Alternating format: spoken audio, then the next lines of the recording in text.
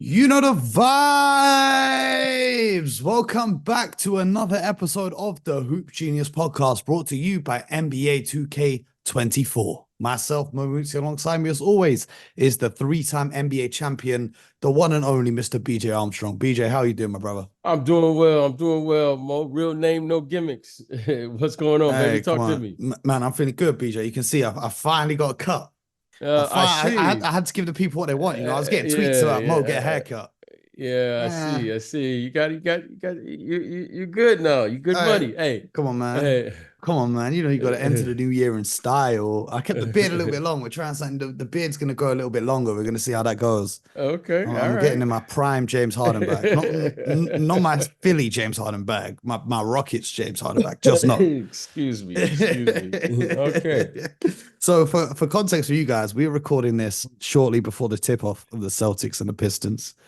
I didn't want to add to BJ's pain if the Pistons lose, but I No, do no, no, think no, no, they're no. gonna No win. pain. Are those guys playing? I didn't see. Are those Jason guys playing? Tatum is going to play. Jalen Brown is not going to Oh, play. okay. But Okay. Jason Tatum pulled up to the arena just now in a t-shirt that says Derek White is an all-star. So shout out to Jason Tatum if you're listening to the pod. Big up yourself. Okay. BJ, Okay. I've got an interesting one for you today. Okay. Go ahead. Slightly off the court, just a little bit. Michael Porter Jr. has also started a podcast. And he had the elusive guest that doesn't like doing interviews with many people, Nikola Jokic, join him. Oh, And okay. Nikola Jokic said that his goal after he's done playing basketball is to not have a phone and to disappear. And as soon as I heard that, I said, has he been talking to BJ Armstrong? What is with this conspiracy of NBA players not wanting to have phones? Can you explain this? Well, for me, Ma, I when I came into the league, there was no cell phones. And then during my time, then cell phones became a thing. And I think what it is, Mo, I think it's I've pondered that question for a long time. And my conclusion at 56 is the following. For most of my adult life, well, for most of my adult life, I was always on someone else's schedule. Mm. You're on the team Right? schedule, you're on the league League schedule. schedule. And then when you get home, When you you're on your lady schedule. Like you ain't get no time for yeah, yourself. yeah, no, no, this is a real thing. Like, as a kid, you're in your parents' schedule, Mhm. right? Your parents say whatever, you live in their house. I played on a team, so I was always on that schedule. Mhm. Now, I was my choice, but I was on that schedule. I went to college, I was on that schedule. I went to the NBA, I was on that schedule. And now you on the Hoop Genius podcast That's got a schedule. schedule. So I think there is this subconscious thing that you have because you're constantly having to display discipline to think outside of yourself all the time. It's kind of natural to be selfish. However, you have to make a conscious choice not to be that way, right? You know what I mean? Say, okay, I'm choosing to be, in a way where I can, appear to be normal around people. You appear to be. But I think I remember having that same thought for so long because what time is the bus? What time are we going to eat? What time is the game? What time is the plane? You're constantly on someone else's schedule telling you what to do. And I understand, I remember when you sent me what Jokic does in the summer. The horse racing. The horse, and it's just him and that horse. And I'm sure Well, there's a that's what he silence. says. He says after he's done playing, his goal is to not have a phone, be around family, to race horses and be the driver or the jockey of the horse, to have fun, travel the world, all of Europe and I race get it. horses. I get it. And it's him and that horse. And the And horse ain't asking him who the goat is. here's here's the one thing that you learn, right? Jokic is, I'm just an observer. He is a phenomenal teammate, like because he shares the ball. And there's a deep connection he has with the game. There's a deep connection he has with his teammates. And clearly he's very respectful. But I can only imagine the respect that he has for that horse, because it's just him and that horse. Yeah. You know what I mean? And in some, Yeah. that's why a lot of team players love individual sports. Golf, Jordan, Yes. Curry, they love golf. Because Tatum it's loves just, golf. instead of thinking about other people, it's just you and that course.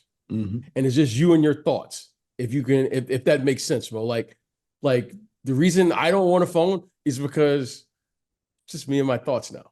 Yeah, and I'm cool with that. And but I can imagine, I don't know that, but I remember having those similar thoughts. And I also have seen other players have those thoughts who have retired. This is the other thing. I don't know if NBA players can relate to this, but from my side, as someone who creates content and entertains for a living, a phrase that always sticks out to me, it says, creative people need time to do nothing. Because when my schedule is constantly packed and I'm doing shows here and I'm traveling here for an event, you don't get that downtime to just think. You know, like the ideas and the inspiration behind things. Well, that's where the creative process happens. It occurs. You need the time to do nothing, right? That, I can that makes just sense sit there and look like I'm doing nothing, but in my head I'm working. But it's not really work, and people are like, "What are you doing?" I'm like, just let me do what I do. There was one thing Jokic said in that podcast that really stood out to me, and I think you'll like this quote because I thought this was a legendary quote. He says, because they were asking him, like, you know, people think he doesn't care about basketball and how much he wants to win and da, da, da. He said, to me, winning is a lifestyle. BJ, as someone who's won a lot in their life, can you speak to that statement? Winning is a lifestyle. Well, yeah, I can. And you know, Mo, it's a weird thing, but I say this with great humility. It's a weird dynamic. And as a kid, my parents used to always ask me, how come I was never, like, you know, when you win a game as a kid, you'd celebrate. Oh yeah, we won, yay. And I never did. Job's not finished. My parents always thought something was wrong. They were like, how come you never celebrate? And I was like, because I expect to win. And my mom was so upset with me. Like, it's one of the few times I've ever felt like I disappointed my parents with the answer that I gave, because they always encouraged me to, you know, be myself. But I was like, I expect to win. I expect to beat these kids. And what I mean by that, Mo, is like, I expected to win. Like, but I said it with humility. Like, you know what I mean? Like, you know, a lot of people will talk trash, like, oh man, I'm the greatest, whatever. I never said that outwardly. But Mo, I expected to win, and I committed myself to winning. And if I didn't win, Mo, I tried to figure out how to win the game. Now, I just expected to win. Like, Mo, I can't explain it. Like I'm not saying it in an arrogant way, like, oh man, I'm the greatest, or what, I was the greatest player, or what have you. It was just Mo, like, I expect if I put my mind to it, I just expect to do it. Yeah, well, I just expect to do it, and I'm going to figure out how to get it done. I respect that about him. Like, Mo, like, he said he wants to be a champion. Well, Mo, he's committed to that. Okay, so people can talk about it, but Mo, when you see someone commit to it, you don't win the championship, you know, on the first day of practice. No, you won that championship in the summertime when no one's looking. You won that championship when you're the only one in the gym. You won that championship, Mo, where you could be going wherever you want to go. There's nothing wrong with going to the clubs. There's nothing wrong with going on vacation. There's nothing wrong with spending time with your family. But some of us, Mo, we said no to all those things. Okay? It took me a long time, Mo. Like, I'll admit this here. Like, Mo, I'm still getting comfortable spending time with my family. And I got to be honest with myself during the holidays, because Mo, I was never here. You feel more at home in a hotel than you do. Because I say this to people, because I travel a fair amount. I'm like, they're like, where do you feel most at home? Give me a hotel. Yeah. Give me a hotel with some room service. I'm good. You know, Mo, it wasn't until after my playing career that I actually was home during the holidays. Actually, I had to sit here and open up gifts And I actually had to do dinner and go to her family's house and figure all it out. Like, Mo, I never had to do that. Mm-hmm. So this is like Mo, every year I feel like it's a new experience. I get a chance to see and do all of these things in my adult life that I just didn't do because I was committed, Mo, to a lifestyle that I knew what I wanted to do, which was winning. And everything I did, Mo, was going to get me there and pointed there. So I'm not encouraging people to do that. And to this day, Mo, and I have to say that's why I never encourage, like people say, like, you played. I said, yeah, I played. However, Mo, I know the commitment that I put into it, and I'm not encouraging anyone else to do that. Mm-hmm. You know what I mean? Like, it's nice to want to play in the NBA, but Mo, it's definitely not cool to lose in the NBA. Mm-mm. And I was willing at a point in my life to do whatever was necessary for me to be on top. And I was fortunate that I met some group of guys who had the same commitment. And Mo, when they say it's an edge to people who win, there's no mistake. And those people who win consistently, it's by no mistake. They've committed. Talent is necessary. However, Mo, those people in whatever team sport you play, that's why, Mo, you don't hear me talk about it. I never talk to you about any of this because, Mo, it's one thing to like go to the gym and hashtag striving for greatness and hashtag I'm good, hashtag putting on the Mo, hashtag you putting your workout on the video. Like, if you're really trying to win, Mo, why are you showing everybody what you're working on? Mm. Like, That's Mo, valid. you know what I'm saying? That's You valid. know what I mean? Like Mo, Mo, I had committed my life to this.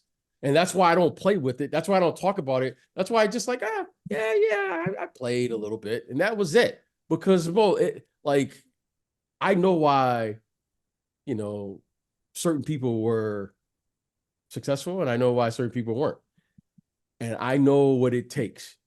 And Mo, if there's one thing that is missing that your generation, I feel bad for your generation and couldn't see, is what those great players did, because they get the headlines, right? It's almost like the great players just played by themselves and there was just 8 or 9 other players out there that just made up a thing. Yeah, fans are disrespectful towards those other players. Well, new it's fans. not just, it's just this what it's the marketing of the game. It's the marketing of it. Okay. And I respect it. But what I will say this, what I wish everyone could see is what those players did and how hard they worked when no one was looking. That's the difference between this generation and the previous generation.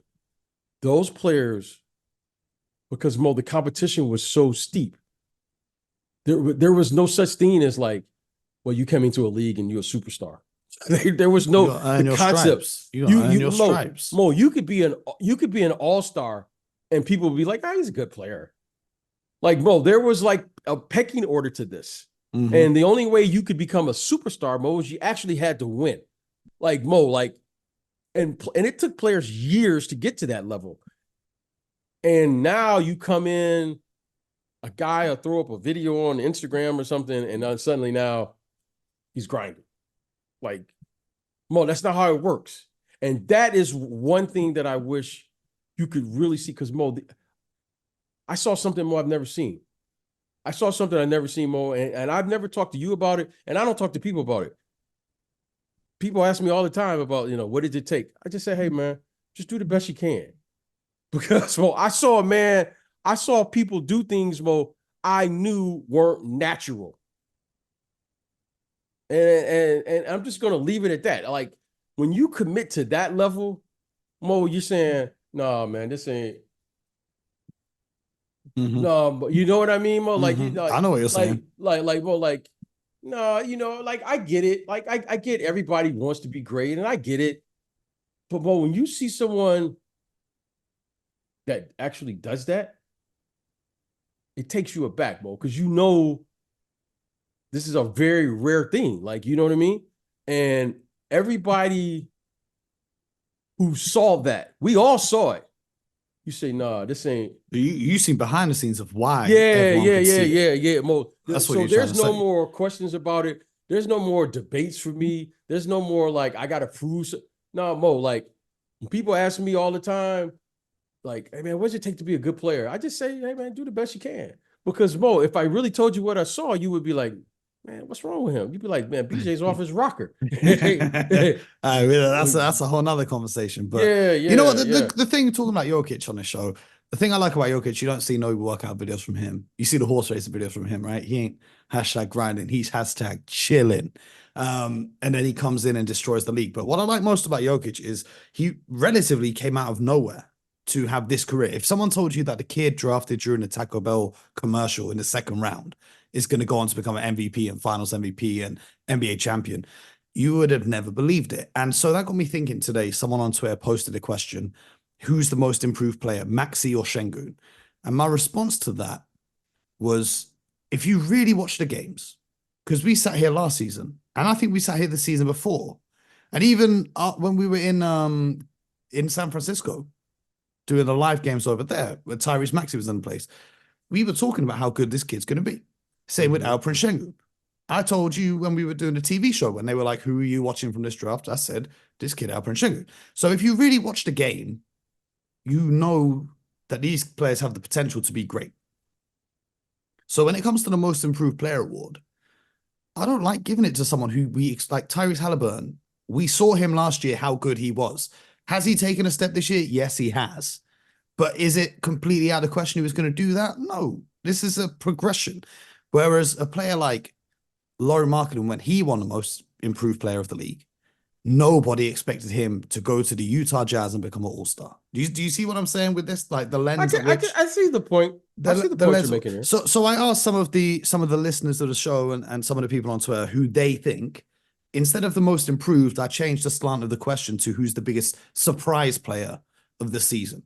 So I just wanted to talk about a couple of these guys because I think the first name on this list I think he deserves the award.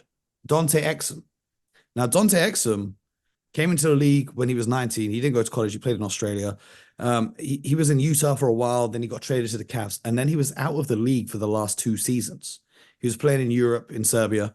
And now he's come back. He's not putting up crazy, mind-blowing numbers, but in the same amount of minutes or less minutes than he put up with the Cavs in his games there in his final NBA season, he's putting up 3 times the amount of points that he was putting up before. But the play that stood out to me, I don't know if you saw the play, BJ, where he saved the ball from going out of bounds. So there's like a ball that's rolling out of bounds. He throws his body in a Dennis Rodman-esque fashion to save the ball from going out of bounds. And I just looked at that and I'm like, this is a guy who was out of the league. Everyone thought his NBA career was over, who's now found his way back.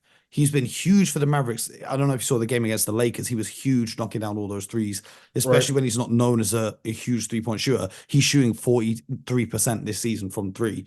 And he's refined his skill set. And not only that, he's making the hustle plays and the effort plays to not only stay in the league, but contribute to winning games, winning meaningful basketball games. So when I look at the most improved conversation, I would much rather give it to a guy like that. With all due respect to Tyrese Maxey, we knew how talented he was, and now James Harden's off the team. He's going to have more opportunities to score. We knew. I mean, unless you didn't watch last year, I don't know how you couldn't have predicted that. But that's just my lens and you know which players are the most improved. Who's been your most surprising player this season that you didn't have on your radar before, but now is really catching your eye? Like, I think even Desmond Bane, we knew he was good as a role player, but what he was able to do without Ja Morant, and even now Ja Morant's back, he's still putting up great numbers. Who's the biggest surprise for you? Well, I always look for players who impact winning. Okay, and you named a player that I think deserves probably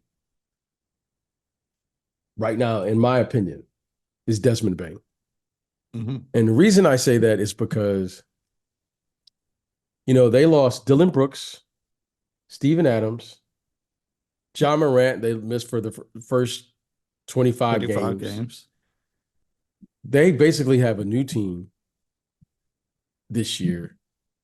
And somehow, some way, this young man elevated his game. and he held the ship together until the return of Ja Morant, and now they've gone 4-0. I think 4-0 or 5-0 as we're 4-0 or something like that.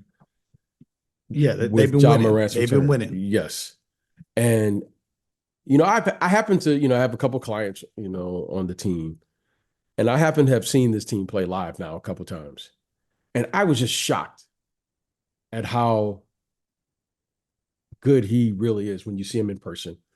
But here's what impressed me the most. I was having lunch at the same hotel they happen to be staying at. Mm-hmm. And I just happened to be there at the time, and I was meeting with executives, clients, blah, blah, blah. And I saw him walking through the hotel a couple times, and he was just getting treatment in LA. Mm-hmm. And as you know, there are a lot of distractions in LA. Oh, BJ, let's not go there. Yeah, no, there are a lot of distractions. There's a lot of distractions in LA. We'll leave it at that. However, I saw this young man making sure he get his treatment and the things he needed to do during the course of the day. And I thought, now here's a young kid that has discipline. And now it's no accident. I don't know him. Like a lot of players I'll know, even though I don't represent him, I'll know him. I don't really know him, but I met him that day with the client. And I thought, okay, now it makes sense to me. Mm-hmm. And to see how he's elevated himself, not only on the court, but his professionalism, Mo, impressed me so much that I'm a Desmond Bane fan. I'm a fan because I know the commitment that no one will never see it, right? He doesn't get credit for that. Everyone said, "Well, he's a pro. He should be doing that." However, Mo, you'd be surprised. There's guys who don't do that. Yeah. But to see him carry himself at this age, what I saw. Now, when I watch him score 30 or 40 in a game, I go, it makes sense to me. Yeah. And to watch him do this consistently now, I'm like, okay. Especially coming in as the 30th overall pick as well. Yeah, as I was saying, no, Mo, drafted by the Celtics who traded he him. Is, yes. Imagine if he is and I give that young man because he is a championship caliber player. Mo, he's a championship. Here's the numbers caliber on that. Player. The first 24 games of this season that he played without Ja Morant, he was averaging 24.6 points, 5.2 assists, and 4.5 rebounds. Now, everyone thought he's just holding it down. Ja Morant's not there. He's getting more of the ball. He's getting more touches. Since Ja Morant has come back, Desmond Bane's averages in over the last 4 games of his career with Ja Morant back in the team, 29 points. 6 assists and 4.5 rebounds. So his rebounding stayed the same. He's getting an extra assist a game, and he's getting an extra 4 points. Again, that's an extra 2 buckets with Ja Morant now coming in and averaging what he's averaging, right? Mo, so I saw Ja's coming in, he's averaging 29 as well. And Mo, this is what I'm saying. I saw it with my own eyes, and I thought, because Mo, like it stands out. It's like very obvious. Pretty good. 60 points from your backcourt. He is a pro, and I'm going to say this here. I know they're not getting a lot of credit as one of the best dynamic backcourts in the NBA, but those two, Mo, they are. I don't know where they stand, but they're in my top 5 now. All right, I got to come up with my top 5 list. Okay, we'll do that on the next one. They are there. Desmond Bane and Ja Morant. That's a major problem, but I am a huge Desmond Bane fan. Watching him. And I just happened to be in the hotel that day, right? I was just there and hanging out, and all day, Mo, he was just getting treatment all day. Mm-hmm. Mo, he was just getting treatment. I was like, who is this kid? He's like a throwback. Mo, he was just getting treatment, stopped eating salads and stuff. I was like, where are the wings? Like, Mo, I was like, what's going on with this guy? Me. Where's the wings? The wings are at Mo's crib. Yeah, like this kid Mo was like on top of it. He was getting his work done, and then he comes out and drops 30. And you're like, okay, makes sense to me. Now I see, and Mo, he's been doing this all year, whether Ja's there or not. And by the numbers, and I didn't know those numbers, he's even better with Ja. Crazy. But Mo, he is a championship caliber player. And I'm going to tell you something. Memphis got a good one there.